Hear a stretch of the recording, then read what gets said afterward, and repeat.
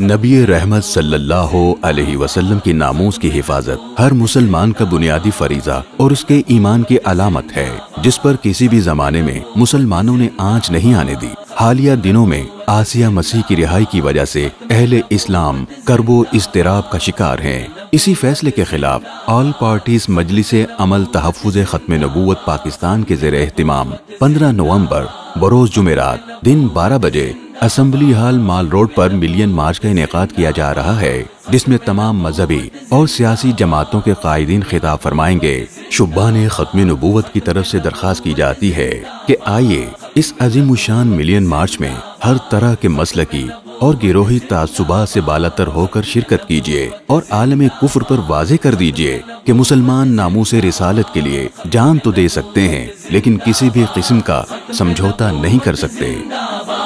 ختم نبوت زندہ باد، ختم نبوت زندہ باد۔